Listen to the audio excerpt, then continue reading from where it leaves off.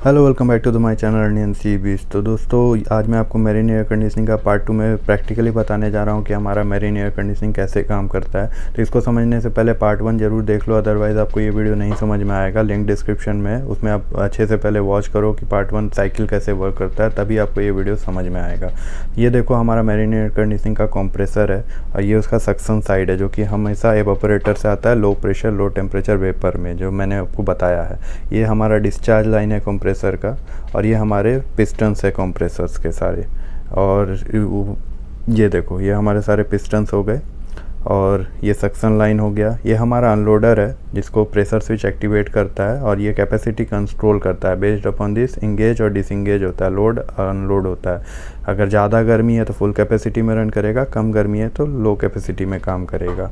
और इधर देख सकते हो आप, मेरा सक्शन प्रेशर और ऑयल प्रेशर गॉज है जो कि साथ में है, और ये डिस्चार्ज प्रेशर गॉज है। ये एसी हमारा अभी बंद है, इसीलिए आपको इसमें गॉज में कुछ नहीं दिख रहा है। ये हमारा आप देख सकते हो यहाँ सारे स्विचेस है। ये देखो, हमारा कैपेसिटी कंट्रोलर है, प्रेशर स्विच अनलोडर को एक्टिवेट करता है ये। और ये हमारा जो डिस्चार्ज लाइन है वो डायरेक्ट, देखो ये डिस्चार्ज लाइन है, ये हमारा सीधा कंडेंसर में जाता है। और कंडेंसर में इसको फिर वाटर कूलिंग करते हैं हम लोग। वाटर कूलिंग जो इनलेट और आउटलेट होता है, बेस्ड अपॉन दैट ये कूल होता है। कूल देख सकते हो, ये हमारा कंडेंसर सेक्शन है। और कंडेंसर में हमारा जो अभी गैस है, high pressure high temperature vapour जब कंडेंसर में आता है, कंडेंसर में ये वाटर कूलिंग होता है। इनलेट और आउटलेट वाटर सर्कुलेट करके इसमें हम लोग कूलिंग करते हैं। और ये हमारे यहाँ देखो 2 एयर कंडीशनिंग है जो कि एक रन कर रहा है। अगर एक का वर्किंग समझ जाओगे तो दोनों का वर्किंग सेम है। तो जब हमारा कंडेंसर में जब आपका high pressure high temperature vapour आता है, उसके बाद वो कूल होके high pressure low temperature liquid में कन्वर्ट होने के बाद ये ड्रायर में आ जाता है। ये देखो हमारा ड्रायर है और ये बाईपास वाल्व है। अगर ड्रायर हमारा चोक होता है तो हम लोग बाईपास करके रेफ्रिजरेंट का फ्लो करवा सकते हैं, बट ये सही नहीं है, क्योंकि आपका सॉलिड पार्टिकल्स भी रेफ्रिजरेंट में अगर मौजूद होगा तो वो आपका पास हो जाएगा, ड्रायर उसको अब्जॉर्व कर लेता है। ये देखो, हमारा ड्रायर सेक्शन हो गया, ये बाईपास वाल्व हो गया, और ये आउटलेट हो गया। और ये हमारा गैस फ्लो दिखाता है। ये आउटलेट को क्लोज करके आप गैस कलेक्ट कर सकते हो रिसीवर सेक्शन में। वो उधर वाले साइड में आपका आउटलेट है, ड्रायर का आउटलेट। अब ये देखो, हमारा जो ये सेकंड वाला एसी है, इसका भी वर्किंग सेम है। इसमें भी वो कंडेंसर से होके हमारा ड्रायर में आएगा। ड्रायर में जाने के बाद ये देखो, ये हमारा गैस फ्लो का इसमें भी सेम है सब कुछ। 2 एसी को अगर साथ में रन कराना चाहते हो तो ये आपका इंटरमीडिएट वाल्व हो गया। इसको ओपन कर दोगे तो दोनों में गैस फ्लो करेगा और दोनों एसी साथ में पैरेलल काम करेगा। एक चलाना चाहते हो, इंटरमीडिएट वाल्व को क्लोज कर देना है। कंडेंसर से कूल होने के बाद हमारा जो high pressure low temperature liquid है वो डायरेक्ट चला जाता है एक्सपेंशन लाइन में और एवापोरेटर सेक्शन में, जो कि हमारा डेक में होता है। और वो अभी मैं आपको दिखाऊंगा एवापोरेटर सेक्शन में। आप तब तक ये समझ जाओ कि इधर कैसे काम होता है। हमारे इंजन के साइड का जो पार्ट है, ये देखो, अभी ये हमारा एसी रनिंग में है, तो इसका भी 4 बार प्रेशर है सक्शन, और डिस्चार्ज 15 बार प्रेशर है, ऑयल प्रेशर भी 5 है। ये एक्टिवेट है। ये हमारा अभी देखो एसी रन कर रहा है। ये कंडेंसर से कूलिंग होने के बाद ना, ये डायरेक्ट हमारा एवापोरेटर सेक्शन में जाता है। एवापोरेटर सेक्शन में एक्सपेंशन वाल्व में जाएगा। ये देखो, अभी हमारा ये जो एसी है 36 एम्पियर टेम्परेचर है, और 27 इसका suction temperature of the compressor है, वो शो कर रहा है, जो कि एवापोरेटर से होके आ रहा है, वो सक्शन टेम्परेचर। उसी तरह अगर आप प्रोविज़न का बात करोगे तो ये भी सेम काम करता है। इसका भी सब कुछ सेम रहता है। प्रोविज़न जो हमारा फ्रूट्स वगैरह जो ठंडा रखता है प्रोविज़न रूम, उसका भी सेम है। इसमें भी प्रेशर स्विच है, सब कुछ सेम है। अभी एक रन चल रहा है, एक क्लोज है, एक में रनिंग कंडीशन में, और एक अभी हम लोगों ने बंद करके रखा है क्योंकि ऑलरेडी टेम्परेचर मेंटेन्ड है। इसमें भी सेम है आपका। ये देखो सक्शन लाइन, ये डिस्चार्ज लाइन, ये सक्शन मोटा वाला लाइन है और डिस्चार्ज लाइन है, दोनों कंबाइंड है। अगर पैरेलल में रन करना चाहते हो तो वो साथ में पैरेलल में भी रन कर सकते हो। ये देखो, ये हमारा डिस्चार्ज लाइन हो गया। डिस्चार्ज लाइन से ये डायरेक्ट जा रहा है पहले ऑयल फिल्टर में, ताकि जो रेफ्रिजरेंट में ऑयल पार्टिकल्स है वो एब्जॉर्ब करके डायरेक्ट कंडेंसर में दे रहा है। इसमें एक पार्ट ये एक्स्ट्रा है। और ये हमारा डायरेक्ट कंडेंसर में जा रहा है। कंडेंसर में फिर वो कूल हो रहा है लिक्विड के फॉर्म में, वेपर के फॉर्म से कंप्रेसर से कंडेंसर में गया, उसके लिक्विड फॉर्म में कन्वर्ट हो गया। लिक्विड फॉर्म में कन्वर्ट होने के बाद वो आपका high pressure low temperature liquid में कन्वर्ट हो गया। और यहाँ देखो, कूलिंग मेथड हमारा वाटर सर्कुलेशन, इसमें भी सेम इनलेट है और ये हमारा आउटलेट है। देखो सेम है, दोनों का कंबाइन है, दोनों में वाटर से एक वाल्व से जा रहा है। बेस्ड अपॉन दैट आप वाल्व को अपना ओपन क्लोज करके वाटर सर्कुलेट कर सकते हो। अगर आपको एक रन करना है तो एक, और 2 रन करना है तो बोथ ओपन रखना पड़ेगा। देखो यहाँ पे एक रनिंग में है और एक अभी क्लोज में है।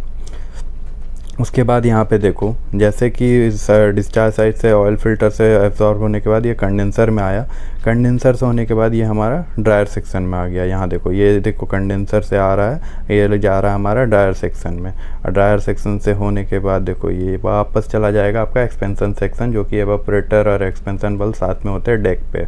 तो वहाँ पे मैं आपको दिखाऊंगा। देखो ये लाइन डायरेक्ट चली जा रही है हमारे डेक पे, और देखो ये एक्सपेंशन वाल्व है। अगर आप इसको बाईपास करना चाहते हो तो आपको ये वाल्व अगर क्लोज कर दोगे, ये वाली वाल्व देखो, ये लाइन अभी डायरेक्ट जा रही है। अगर मैं बाईपास करना चाहूँ तो ये वाल्व को क्लोज कर दूंगा, तो वो लाइन मेरा इधर से होते हुए डायरेक्ट ये बाईपास होके डायरेक्ट मेरा एक्सपेंशन वाल्व में चला जाएगा।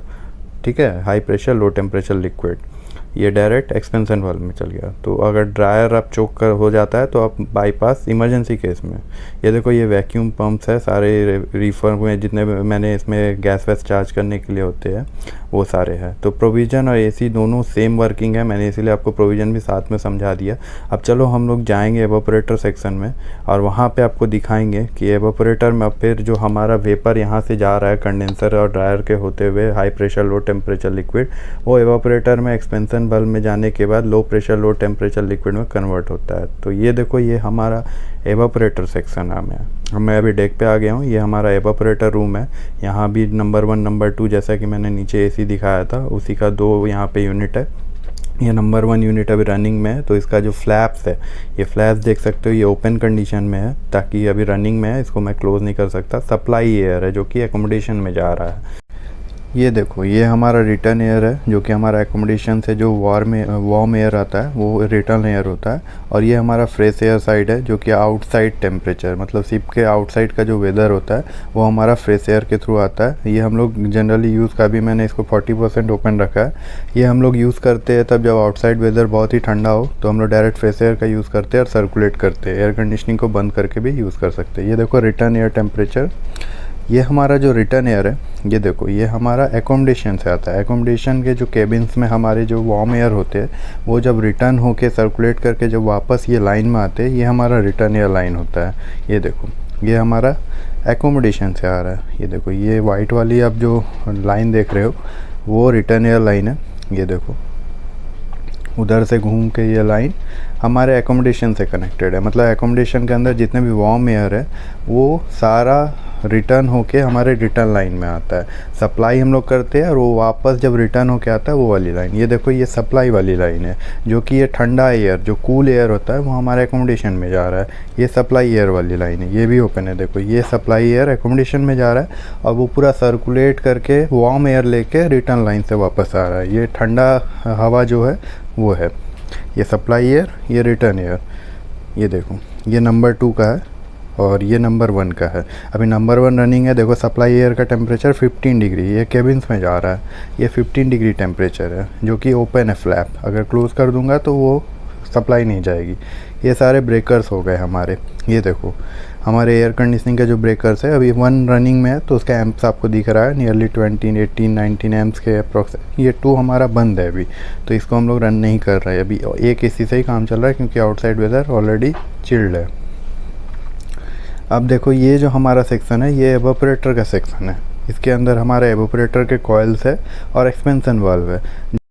ये देखो, ये हमारा एयर फिल्टर लाइन है। इसको हम लोग टाइम टू टाइम रिन्यू करते रहते हैं। एयर फिल्टर डस्टी हो जाता है क्योंकि जो फ्रेश एयर हमारा जो आउटसाइड से आता है वो सबसे पहले हमारा फ़िल्टर में जाता है। फ़िल्टर में जितने भी डस्ट पार्टिकल्स इसमें एब्जॉर्ब हो जाते हैं, उसके बाद जो फ्रेश एयर होता है वो हमारा एवापोरेटर सेक्शन में सर्कुलेट करता है, ताकि अगर मैं इसको विदाउट फ़िल्टर लगा दूंगा तो सारे डस्ट पार्टिकल लाइन में चले जाएंगे और लाइन भी चोक होने का खतरा रहता है। तो ये देखो, यह हमारा एवापोरेटर कॉइल और एक्सपेंशन सेक्शन है।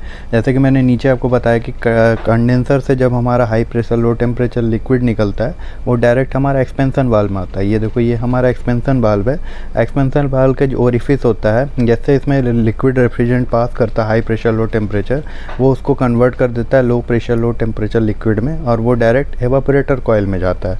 एवापोरेटर कॉयल का क्या होता है कि जो आपका लिक्विड रेफ्रिजरेंट होता है लो प्रेशर लो टेम्परेचर, उसका बॉइलिंग पॉइंट एकदम माइनस में होता है। तो जो हमारा रिटर्न लाइन एयर का जो एकोमोडेशन का वार्म एयर आ रहा है ना, जैसे ही वो एवापोरेटर कॉइल्स में सर्कुलेट करता है तो वो लोएस्ट बॉइलिंग पॉइंट के कारण वो सारा हीट को एब्जॉर्ब कर लेता है, एक्सट्रैक्ट कर लेता है और उसको वेपर फॉर्म में चेंज कर देता है, जो कि हमारा low pressure low temperature vapour form में होता है, और वो डायरेक्ट हमारा कंप्रेसर का सक्शन में चला जाता है। तो ये एवापोरेटर से रेफ्रिजरेंट सारा हीट को एब्जॉर्ब करके उसको कंप्रेसर के सक्शन में डालता है, जो कि मैंने आपको स्टार्टिंग में दिखाया। अब जो वो रेफ्रिजरेंट है हमारा, रेफ्रिजरेंट जैसे ही ठंडा होता है, रेफ्रिजरेंट जैसे पास किया तो उसमें वो सारे जो वार्म एयर को वो कूल एयर में कन्वर्ट कर दिया, और वो सारे एयर को हम लोग ये एवापोरेटर फ़ैन मोटर के थ्रू, सप्लाई एयर के थ्रू एकोमोडेशन में सर्कुलेट कर देते हैं। ये देखो, ये हमारा एवापोरेटर सेक्शन फ़ैन मोटर है, और उधर से जो एवापोरेटर कॉइल में रेफ्रिजरेंट पास किया तो वो वार्म एयर को कूल एयर में कन्वर्ट कर दिया, और वो कूल एयर हमारा, ये देखो, ये रिटर्न एयर आया, एवापोरेटर में गया, एवापोरेटर के कॉइल सेक्शन में जब रेफ्रिजरेंट पास कर रहा था उसके थ्रू वो एक्सट्रैक्ट किया सारा हीट को, और वो वेपर में चेंज करके कंप्रेसर के सेक्शन में दिया, और जो हमारा एयर है वो कूल हुआ, वो कूल एयर हमारा इधर आ गया एवापोरेटर फ़ैन मोटर के सेक्शन में। और ये एवापोरेटर फ़ैन मोटर जब रन करता है तो ये जो कूल एयर को सप्लाई एयर के थ्रू हमारे एकोमोडेशन में सर्कुलेट कर देता है। ये देखो, सप्लाई एयर है। अब जो हमारा कूल एयर होता है ना, वो सर्कुलेट किया, सर्कुलेट करने के बाद ये सप्लाई एयर के थ्रू एकोमोडेशन में चला गया। समझ में आया आपको ये बात? तो बेसिकली इस तरह साइकिल काम कर रहा है। अब पहले देख लो, ये फ्रेश एयर है, ये रिटर्न एयर है, एकोमोडेशन से आएगा सीधा एवापोरेटर कॉइल सेक्शन में जाएगा, एवापोरेटर उसको कूल एयर में कन्वर्ट करेगा, और जो वेपर वाले गैस है उसको कंप्रेसर में सक्शन में भेज देगा, और जो कूल एयर है हमारा वो डायरेक्टली फ़ैन मोटर सेक्शन में चला जाता है, एवापोरेटर फ़ैन मोटर सेक्शन में, ताकि वो जो ठंडा एयर है वो हमारे केबिन्स में जा सके। ये देखो, ये एवापोरेटर है। उसके बाद ये हमारा एवापोरेटर फ़ैन सेक्शन मोटर, ठीक है, कूल एयर को डायरेक्ट सर्कुलेट कर रहा है हमारे केबिन्स में, और जो हमारा वेपर वाला जो लिक्विड रेफ्रिजरेंट जो एवापोरेटर कॉइल के अंदर है वो डायरेक्ट गया कंप्रेसर के सेक्शन में। अब यहाँ पे देखो, ये आपके सारे सोलेनॉइड वाल्व्स के आपके, ये देखो लाइन है, एवापोरेटर सोलेनॉइड वाल्व 1 2। अगर ज़्यादा गर्मी हुआ तो उस हिसाब से सोलेनॉइड वाल्व एक्टिवेट होगा। जैसे एक्सपेंशन वाल्व फुल ओपन रहेगा, अगर बहुत ज़्यादा वार्म एयर है तो फुल एक्सपेंशन वाल्व काम करेगा 100% कैपेसिटी के साथ। वो देखो हमारा वो सोलेनॉइड वाल्व है वो एक्टिवेट होगा बेस्ड अपॉन दिस। ओके, तो ये सारा है, मैंने आपको एक एक करके अच्छे से बता दिया डिटेल में। ये देखो, ये ह्यूमिडिटी का है, ये सप्लाई एयर का टेम्परेचर है। अभी मेरा ये ओपन है, सप्लाई एयर डायरेक्टली जा रहा है कैबिन में, ठीक है। ये हमारा रिटर्न एयर है, देखो ये जो एकोमोडेशन से आ रहा है, ठीक है। ये मैंने आपको रनिंग का दिखाया, ये जो अभी बंद है हमारा नंबर 2 का, वो मैं आपको समझाने के लिए बंद था, तो इसलिए मैं आपको अच्छे से समझा पाया दिखा के एक एक चीज़, ताकि आपको अच्छे से समझ में आए। वीडियो अच्छा लगे तो please like share and subscribe कर दो। अब ये देखो, ये हमारा जो लाइन है, ये देखो ये लाइन हमारा एवापोरेटर से आ रहा है, जो कि सुपर कूल लिक्विड सारा हीट एक्सट्रैक्ट करके वो सारा हमारा जो low pressure low temperature vapour में कन्वर्ट करके उसको डायरेक्ट कंप्रेसर में भेजेगा। ये देखो, ये जो लाइन है, ये वाली लाइन नंबर 1 से आई, वो low pressure low temperature vapour जो कि हीट एक्सट्रैक्ट करके वो डायरेक्ट जा रहा है हमारा सक्शन साइड में कंप्रेसर का। तो ये पूरा साइकिल यहाँ पे कंप्लीट हो जाएगा, और इसी तरह ये साइकिल चलते रहेगा, और ये क्लोज लूप सिस्टम है, और हमारा रेफ्रिजरेंट एयर कंडीशनिंग ऐसे ही काम करेगा। वीडियो अच्छा लगे तो लाइक शेयर एंड सब्सक्राइब कर दो, और ज़्यादा से ज़्यादा लोगों में शेयर कर दो। ये देखो, ये सारी लाइन है, ये हमारी सक्शन में जा रही है। Thank you very much.